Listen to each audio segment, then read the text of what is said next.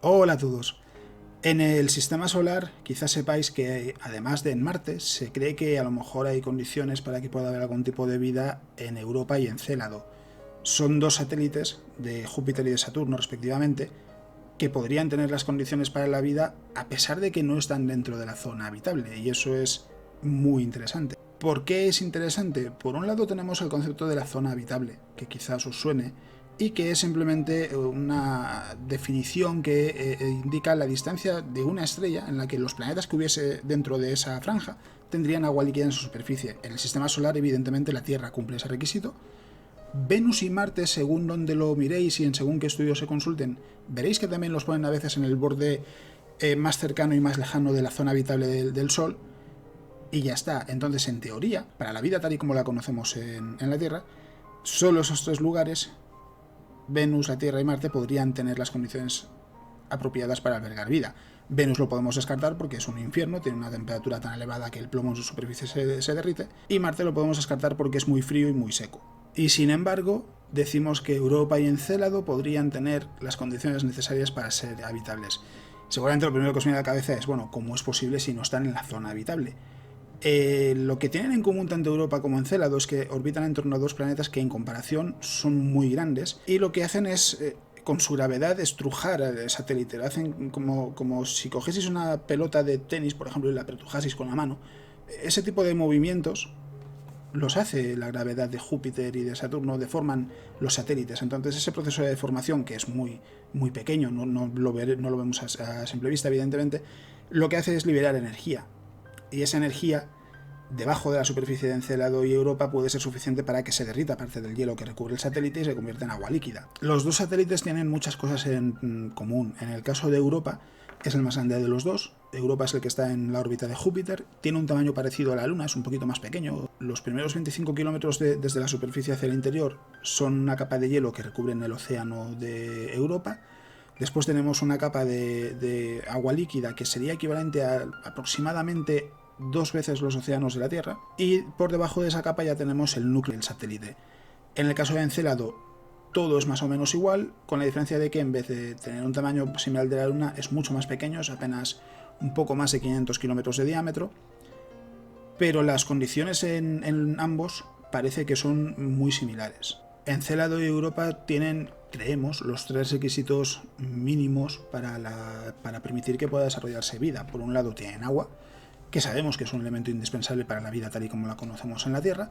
Por otro lado, Encélado tiene una fuente de energía, que es los procesos hidrotermales. Seguramente también se den en Europa, aunque no está del todo claro. Y simplemente lo que sucede es que el agua caliente del lecho del océano de Encélado interactúa con la roca del núcleo del satélite.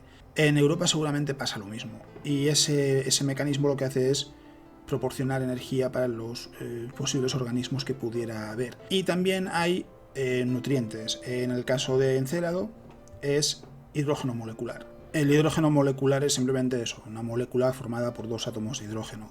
Es interesante que haya hidrógeno molecular porque combinado con dióxido de carbono los organismos, en la Tierra sucede así, en el fondo de los océanos no utilizan la luz del Sol. La luz del Sol no llega hasta el fondo, hasta las profundidades del océano. En un lugar como la fosa de las Marianas, por ejemplo, que tiene 10 kilómetros de profundidad, hay tanta agua desde la superficie del océano hasta el fondo que la luz del sol no llega.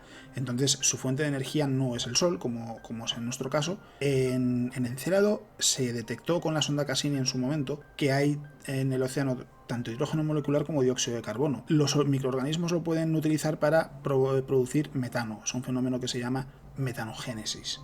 Y quizá penséis, bueno, si se ha encontrado hidrógeno molecular, dióxido de carbono, y sabemos que la metanogénesis puede tener lugar y que un microorganismo puede producir metano, ¿cómo es posible que no sepamos que en Encélado hay vida? Precisamente por el hidrógeno molecular. En los océanos de la Tierra no es muy abundante, es bastante escaso. En el caso de Encélado es muy abundante en el océano. ¿Qué quiere decir eso? En el caso de la Tierra es porque los microbios se comen el hidrógeno molecular. Entonces, que haya mucho en el océano de Encélado puede ser una señal de que en realidad no hay ningún tipo de vida. Todo esto se aplica también a Europa, y Europa es muy interesante especialmente porque hace muy poquito se ha anunciado, un grupo de investigadores de la NASA ha anunciado que en Europa también hay algún tipo de... No han anunciado que haya un proceso hidrotermal, lo que han dicho es que se ha detectado una columna de agua, pero a lo que lleva a pensar es que quizás tenga las mismas condiciones que se dan en Encélado. En el caso de Europa se sospechaba desde hace ya unos años que quizás hubiese columnas de agua, pero no estaba garantizado porque se había visto en algunas imágenes del telescopio Hubble, pero no era suficiente para llegar a determinar que las había. Para poder hacerlo ha sido necesario repasar los datos que recogió la sonda Galileo en 1997. Estuvo varios años, estuvo hasta 2003 en la órbita de Júpiter, estudiando Júpiter y sus satélites, y ahí sí que los científicos han visto que los datos encajan con lo que cabría esperar si Galileo, si la sonda hubiese pasado por una columna de agua. Entonces, todavía queda la duda en el aire de si hay procesos hidrotermales. Puede que sí, es la sospecha de algunos astrónomos, pero no está completamente claro. El principal problema es que la sonda Cassini sí pudo analizar la composición de los géiseres, sus datos servían para eso, pero con la sonda Galileo no es posible. Entonces lo que hace falta ahora es estudiar Europa con más tranquilidad, recoger nuevos datos y ver si con eso se puede determinar si podría haber vida en su océano o no. Es muy interesante en cualquier caso que haya este tipo de emisiones en los dos satélites porque quiere decir que no tenemos que perforar la superficie. Perforar 25 kilómetros de hielo es muy complicado y es aún más complicado si encima lo hacemos en la superficie de un satélite lejos de la Tierra. Sin embargo, si ese agua sale directamente al espacio porque lo expulsa el satélite por culpa de las interacciones gravitatorias con Júpiter o Saturno, tenemos una herramienta perfecta para pasar por ahí con una sonda, recoger ese material y analizar su composición. Además, la NASA está trabajando en la misión Europa Clipper, que tiene como objetivo estudiar Europa, y lo mejor de todo es que ya estaba concebida con la idea de intentar encontrar señales que pudiesen apuntar a que podría haber vida en su océano. Es decir, los instrumentos que lleva a bordo y que va a llevar a bordo cuando se lance son adecuados para analizar estas columnas de agua. En lo que sí que había que hacer algún cambio es en la trayectoria. Según los astrónomos que trabajan en la misión, seguramente va a haber que hacer algún retoque, pero por lo que contaban no parece que sea algo complicado ni que esté fuera del alcance de la misión en este punto el retocar un poco el rumbo para que Europa Clipper sobrevuele esa región del satélite, porque sí que hay que decir que el lugar en el que se ha detectado no es en todo el satélite, es cerca del Polo Sur, una región en particular. Entonces, claro, la idea es que sobrevuele esa parte y ver qué se encuentra y ver si se puede pasar por allí justo cuando se esté emitiendo, porque una de las preguntas que hay es: ¿esta columna de agua que detectó Galileo en su momento fue una columna de agua puntual? Es decir, ¿es algo que sucede muy de cuando en cuando? ¿Es algo continuado? ¿Es una sola columna? ¿Son varias? Es decir, ¿cómo funciona exactamente el proceso que hace que Europa emita esas columnas de agua al espacio? En el caso de Encélado, por ejemplo, sí que se sabe que son varios géiseres los que emiten el agua al espacio con bastante frecuencia. Todo esto quiere decir que hay dos lugares en el sistema solar que podrían tener las condiciones necesarias para tener vida. Y esto parece una tontería, pero es una pregunta muy importante para la astronomía moderna, porque por un lado, Marte es verdad que a lo mejor pueda tener algún tipo de vida bajo su superficie, serían organismos sencillos, quizás que sobreviviesen desde el principio del sistema solar, porque sí que sabemos que Marte en sus inicios era mucho más parecido a la Tierra, tuvo océanos, tuvo seguramente un paisaje quizás muy parecido al que tenemos hoy en día en la Tierra, pero se secó, se volvió mucho más frío, y la vida que hubiese, si es que la hubo, que no lo sabemos, murió.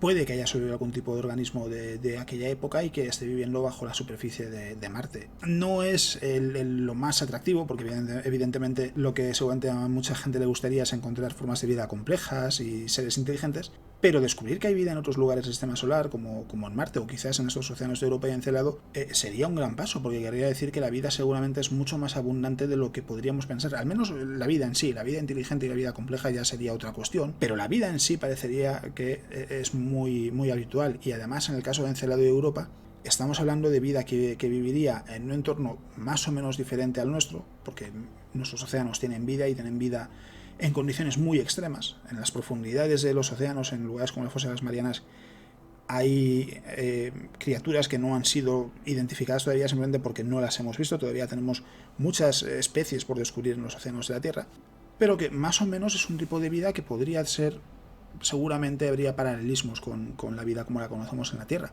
Y evidentemente sería muy interesante su estudio, no solo desde el punto de vista de la implicación que tendría para la astronomía, el hacernos pensar que la zona habitable puede que sea un concepto muy interesante para buscar vida inteligente y buscar vida compleja, pero no es el único lugar en el que buscar vida, y sobre todo desde el punto de vista biológico, ver qué diferencias tienen esos organismos, si los hubiese, respecto a los organismos en la Tierra, ver cómo evolucionaron y un largo etcétera que nos ayudaría a comprender mucho mejor cuál es el proceso de desarrollo de la vida, porque solo conocemos la Tierra, y especialmente entender cómo funciona la evolución en un conjunto de condiciones completamente diferente al que tenemos en la Tierra. A todo esto hay que sumarle un estudio que se publicó hace ya algún tiempo en el que se plantea que quizás los mundos oceánicos, que son pues esos lugares como Encélado o Europa, son más habitables que los mundos terrestres como la Tierra. Es decir, que sean estos planetas y satélites que tengan una capa de hielo y debajo un océano líquido los que tengan mejores condiciones para ser habitables a lo largo de la galaxia que los planetas terrestres. Lo bueno de tener Encélado y Europa en el sistema solar es que podemos estudiarlos y podemos encontrar vida en ellos si es que la tienen. Si en los dos satélites resultase que hubiese vida, quizás el estudio esté en lo cierto, porque querría decir que aquí en el sistema solar hay un planeta terrestre que tiene vida, la Tierra, frente a dos mundos oceánicos que también tendrían vida. Si no hubiese vida en ninguno de los dos, querría decir que el estudio está equivocado y que a lo mejor son los planetas terrestres los que pueden tener vida. Y si hubiese vida en solo uno de los dos, en Encélado o en Europa, pero en el otro no, quizás sería incluso más interesante, porque entonces habría que preguntarse si los dos satélites tienen unas condiciones parecidas, como parece que las tienen, ¿por qué en uno sí se desarrolló la vida y en otro no? ¿Cuál sería la diferencia en ese caso? Y habría que estudiarlo y ver exactamente qué es lo que pasa. Es decir, en cualquiera de los tres posibles destinos a la hora de estudiar Encélado y Europa, lo que vemos es que hay mucho que aprender y que además lo que aprendamos de Encélado y Europa nos servirá para comprender mucho mejor cuál es el lugar de la vida en el universo. Es decir, si hubiese vida allí, tener un sistema solar, vida en dos lugares al menos, tres quizás, ya nos indicaría que seguramente es mucho más abundante de lo que pensamos a lo largo de la galaxia. Y si no fuese así, si solo hubiese vida en la Tierra, nos haría pensar que a lo mejor es que es más rara de lo que pensamos, no lo sabemos. Para saberlo, la única forma de conseguir llegar a una conclusión u otra es recoger datos, es estudiar objetos tanto en el sistema solar como en otros sistemas y ver qué es lo que hay. Entonces, el estudio de Europa con Europa Clipper es muy prometedor, porque independientemente de lo que encuentre nos va a dar datos. Es decir, si hubiese vida sería una gran noticia, evidentemente, pero si no lo hubiese también sería una gran noticia, aunque sea más desesperanzadora para la gente que, como yo, por ejemplo, espera que haya vida en otros lugares del universo. Porque al final lo que tenemos que hacer es estudiar el universo, observar qué es lo que hay y aceptar la respuesta que nos dé. La ciencia no tiene por qué satisfacer nuestros deseos personales, aunque queramos pensar que hay vida en otros lugares, quizás no sea así. Entonces, este tipo de misiones como Europa Clipper son los que nos permitirán descubrir si es así y las que nos ayudarán a comprender mejor hasta qué punto es extraordinario o no que haya vida en la Tierra. Y eso es todo lo que os quería contar en este vídeo. Nos vemos.